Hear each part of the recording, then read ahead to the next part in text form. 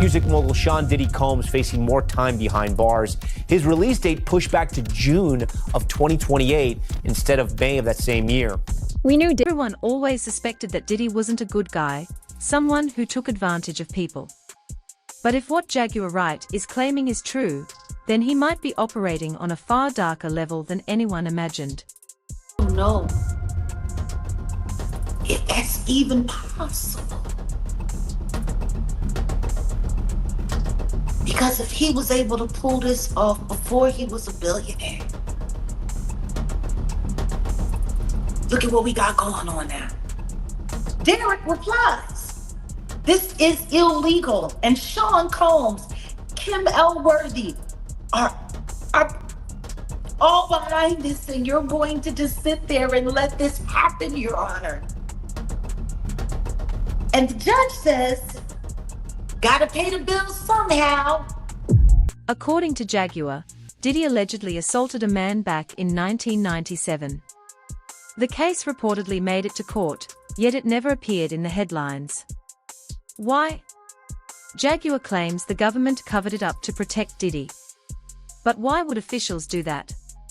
What benefit would they get from shielding a potential criminal? Why were they involved in the first place? And is it possible that Diddy may have been acting as a federal informant who later went rogue?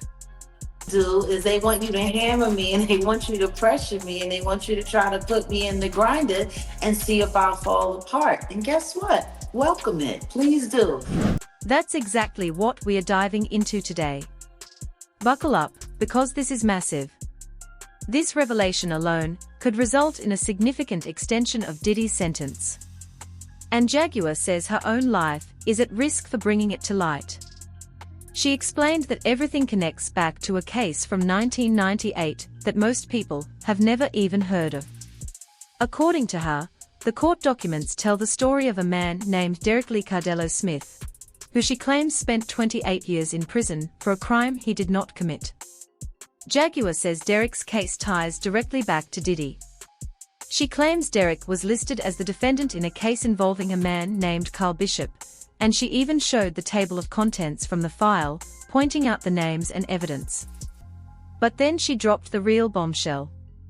She says the file also includes documents naming Diddy as a suspect in a separate, but connected incident involving both Derek and Carl, including medical reports, incident reports, and other records accusing Diddy of serious wrongdoing. Incident report identifying Sean Combs as the assault suspect.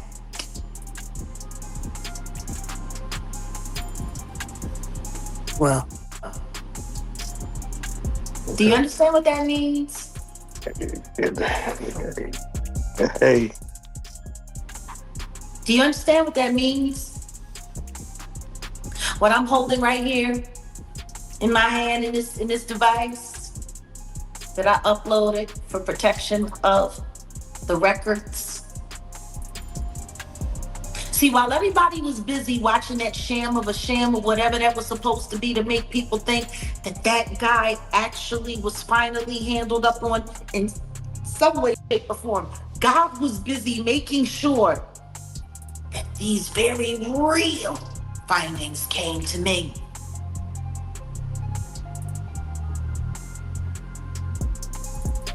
Do you see what I'm telling you?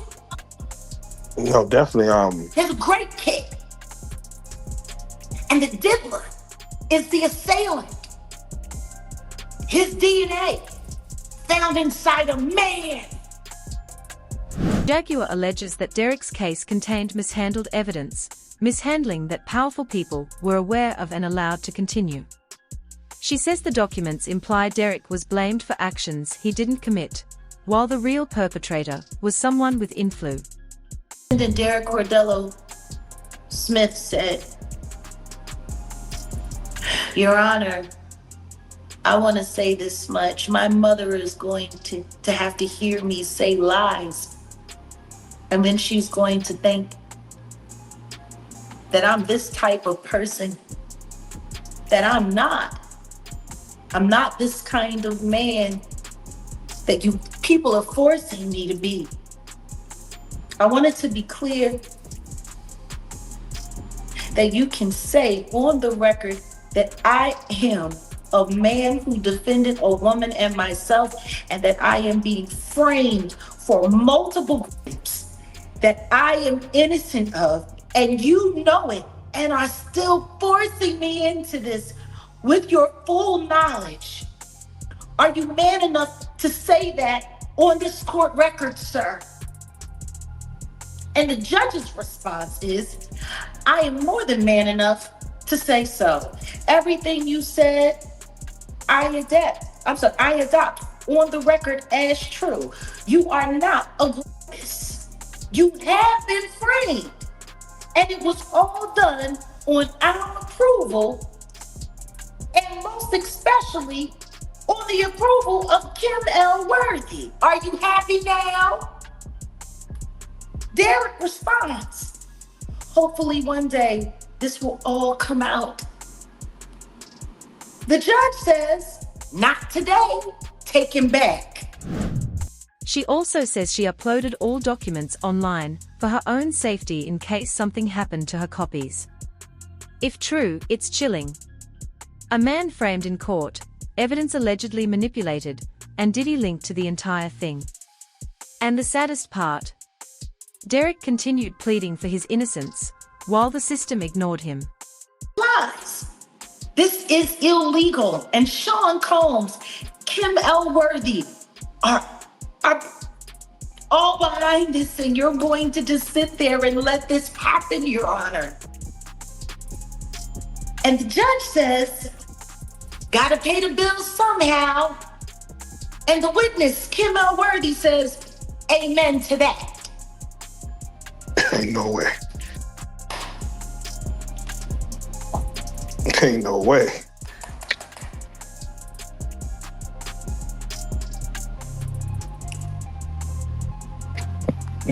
Damn. So, Jack, when you see the words "justice for Diddy," what does justice look like to you?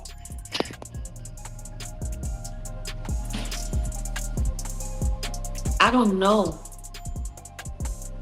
if that's even possible. Because if he was able to pull this off before he was a billionaire, look at what we got going on now. See, this is bigger than anything that any of us can talk about.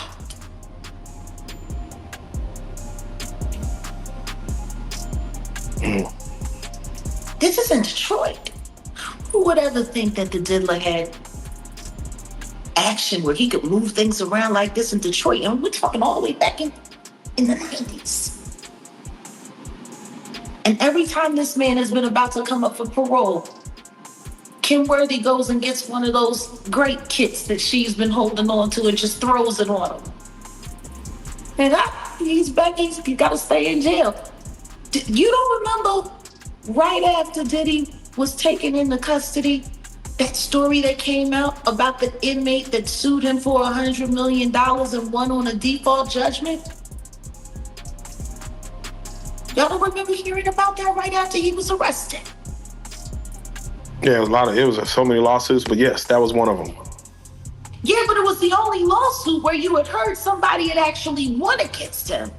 Jaguar says the file even includes DNA evidence directly tying Diddy to the case. And according to her, Diddy wasn't mentioned casually, he was named as a responsible party. He was actually an investor in Bad Boy. And they've been keeping him monkeyed up in jail all of this time, so they ain't gotta pay him.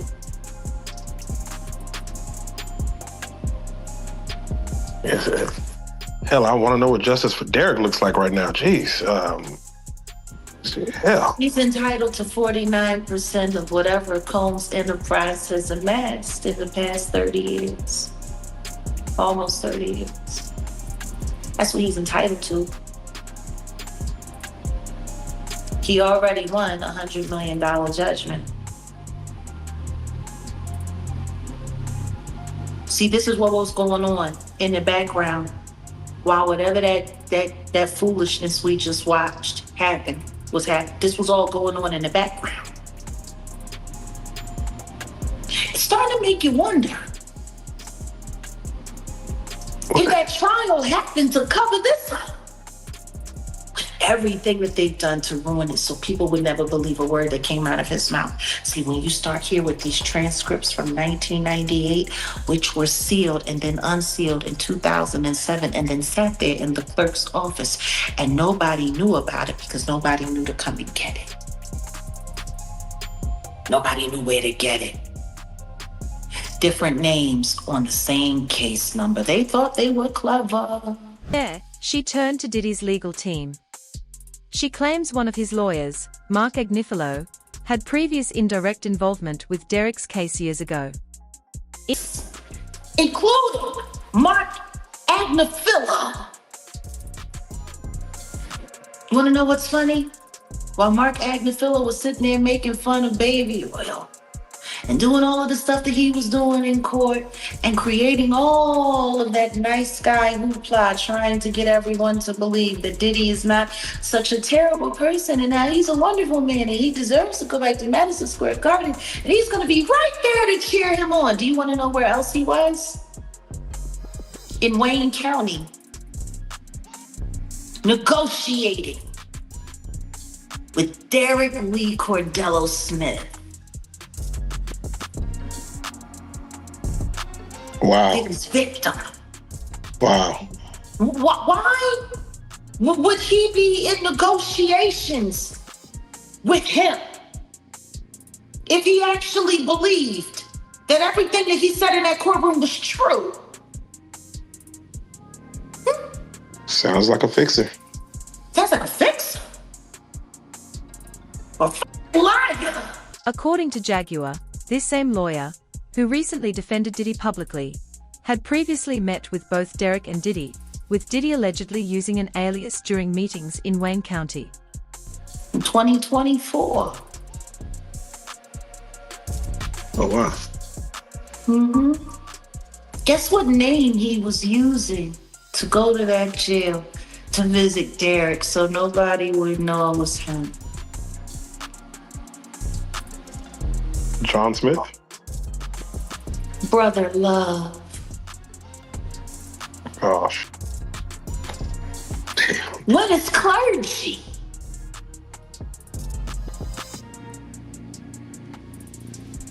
Damn. This is very wild.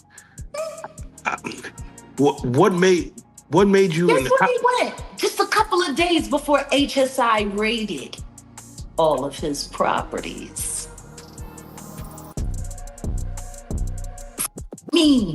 What do I think about the powers that be? What you want me to think? Oh, wait. What made you find this rabbit hole to go down, and how many more rabbit holes do you believe there are? Oh. See. I live in the rabbit hole. I don't believe in what everybody else believes in. I'm telling you something right now. When you got court officials that's sitting in court, they so brazen. Jaguar, this story isn't just about Diddy's current sentencing. It's about a decades-long chain of hidden events. So what does this mean for Diddy now that this information is surfacing? Well, it appears the courts might already be preparing to extend his time behind bars. His release date pushed back to June of 2028 instead of May of that same year. The news coming after reports of Combs drinking in prison, something he denies, after he was accepted into a rehab program in prison that could have reduced his sentence by up to a year. He's also been accused of making a prohibited Reports say Diddy has been making unauthorized phone calls from prison. Why would he take that risk? What could be so urgent that he's willing to anger judges and jeopardize his release date? Is there something he's trying to hide or stop before it comes out? Right. So there's going to be an incident report if he, in fact, was drinking or there's an allegation. Then he's going to go to hearing. And if he's found guilty of it, then there's going to be sanctions. The sanctions could be that he could essentially be thrown in the hole, the shoe, the special housing unit. He could lose his privileges and he could lose at least a minimum of 40 days of time credits, which is big. And I want to say this. Drinking in a BOP facility is as serious as committing murder in a BOP facility. Is it really? Yeah. As of 2020, the BOP changed the rules and reclassified drinking as one of the most severe charges in custody. So this is really serious if he actually did it. Possible penalties for Diddy currently include being sent to the special housing unit, known as the Hole, losing privileges, and losing at least 40 days of time credits, which directly affects his release date. And what's really interesting here is that Melas reported that Diddy has told people he is writing a book, which may raise future legal concerns tied to New York's Son of Sam law, which prevents convicted individuals from profiting from the stories of their crimes. Gosh, I mean, I don't know to what extent this is sort of this callous sort of thinking on his part, or he just is an addict. And you were telling me today he's writing a book. And he's writing a book, which could cause him more problems under the Son of Sam law in New York if he's monetizing on his crime. This is all absolutely terrible if true. I mean, Combs made such a big deal about wanting to go to Fort Dix. Yeah. He's trying to get out sooner than the 50 months in prison, Tom. The idea that he would be violating rules left and right within 2 weeks of getting there is really unfathomable after, again, listening to him cry and sob in front of the judge just recently saying, I want to do good, I'm sober, and I want to be released to go home to my family. So again, and like you said, President Trump, he doesn't like drinkers, okay? He doesn't drink himself. His brother was an alcoholic, and so he has very strong opinions about that. He's talked about it. And if Diddy's seeking a court, Diddy could be placed in the special housing unit, the SHU, lose multiple privileges, and lose 40 days of good time credits, which directly affects his release date. And there's another twist. Sources claim Diddy told people he's writing a book, which could trigger legal issues under New York's Son of Sam law, a law preventing criminals from profiting off stories of their crimes. Y'all see when they interviewed Dapper Dan about Diddy? I haven't seen that one. Please. They ran into Dapper Dan in Harlem and they asked him what he thought about what was going on with Diddy and if he knew Diddy. And I love Dapper Dan for this. He said, I grew up with his parents. He said, and what's going on with him has been going on long before him. Now, his father was a government snitch and a bad actor in the criminal world altogether. But there's whispers in the streets of Harlem that Diddy's mother isn't alive. Not his biological mother, but that woman is his aunt. Whoa. There are whispers. Wait a minute. There are whispers. Top of legal trouble and millions lost in PR damage, Diddy may now be facing a new threat: his own children. According to the National Enquirer, insiders say his 7 kids are preparing for a legal fight over his $400 million fortune. They are reportedly trying to take financial control away from his 85-year-old mother, Janice. Back in March, reports came out that his kids were spending large amounts of money while Diddy remained in Brooklyn's Metropolitan Detention Center. And while experts warn Diddy to protect his assets, insiders claim his mother Janice, described as tough and unshakable, isn't stepping aside. Jaguar Wright even claims Janice Combs may not be Diddy's biological mother at all, adding even more chaos to the situation. No. Because Cassie is not talented as a singer. She isn't. She had one song that her boyfriend wrote for her, and that was it. And I know the guy who was the head of marketing at Bad Boy during the whole time Cassie was there. And he said, and this is my friend, he said every time, because Diddy would have her in the studio all the time. Songs with Kid Cudi, who she ended up with afterwards, songs with Ghostface Killer, all types of collabs. Those are not free. Think Kid Cudi's just doing a verse for Cassie for free? That's probably $200,000.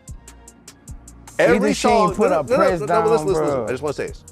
Every time Cassie would go to the studio and put together a song, They pushed those songs just as hard as every other artist on Bad Boy. The people just didn't take to them. She was a pretty face that was fucking the boss. And got to living with her mama with her boyfriend. Right. Couldn't fuck in that house. You can't fuck at your mama house. You cannot. That's it, you at your Lord. I done fucked at my mama. You cannot fuck. You cannot. Like, you be like, man, you be like real like, I ain't breaking no bed. I ain't trying to go too hard at my mama house. Like, that's your lowest. You gotta walk in that what you do when you wake up? You gotta walk. You gotta look out before you walk out. You can't walk out with your box. You don't want your hanging out.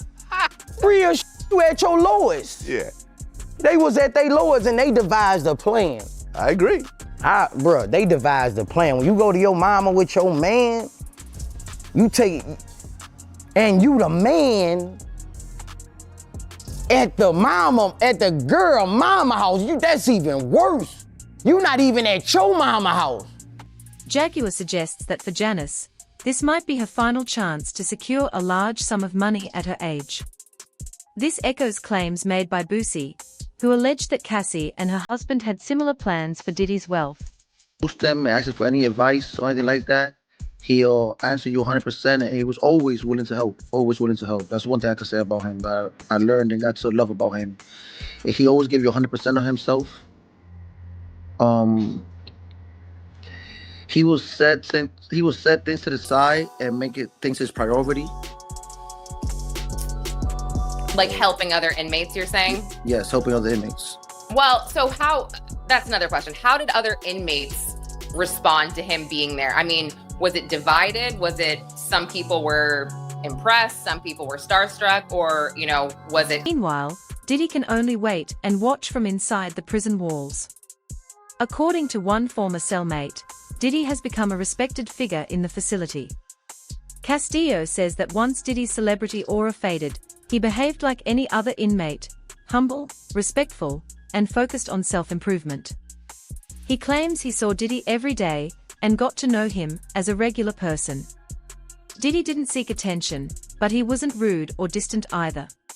Kind of like some people were angry. At first, some people don't want to be groupies. They don't want to act like groupies. So they will try to act like, oh, that's Diddy, but we're not trying to be groupies. But as time went on, you gotta understand, we all grew up analyzing Diddy. Like, he's from New York City, we're from New York. So we grew up hearing and seeing the icon, the legend, like the mogul. So now we're actually living with him. So now we're studying him and analyzing him in person. So,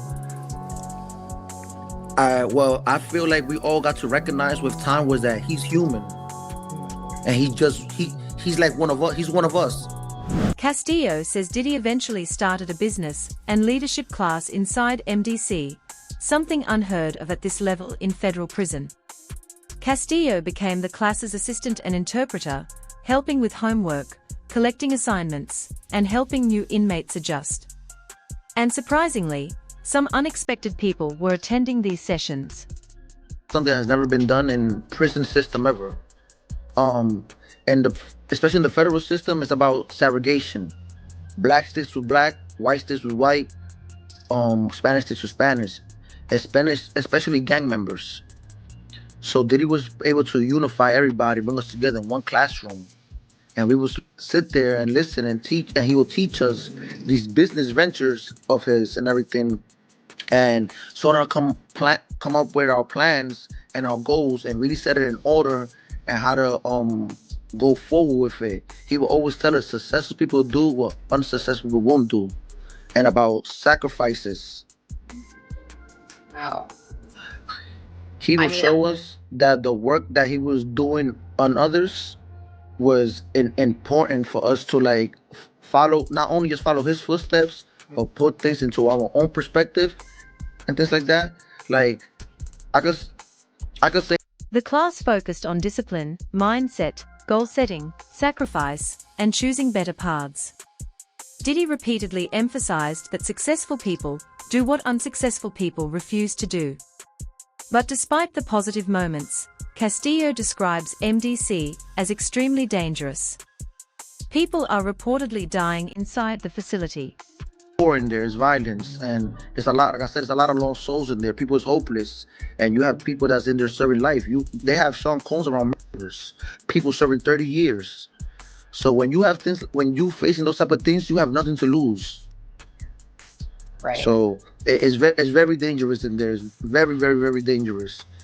I'm one of the lucky ones to say I made it out, because in there you could go in. I seen brothers go in there and really lose their lives. Especially while Mr. Combs was in there, 2 people has lost their lives. Right. I do remember Due reading to gang violence. Yeah. Did he have a CO that was kind of near him? More than others, or not really? Nah, he's a regular inmate just like everybody else. Wow. They might watch him. They might watch him just a little more at times, but he's just a regular inmate just like us. He's going through everything we're going through: the cold trays, the lockdowns, the police on the monitor us with the segregations. He is living what we're living. There was no special treatment for Sean. So here's the big question. If Diddy was once rumored to be in line for a pardon, but is now getting written up for alcohol possession, making illegal phone calls, and even getting attacked, does this mean the guards and the system have stopped protecting him? Are these signs the internal message is clear? Diddy's sentence may be extended. Let us know your thoughts in the comments.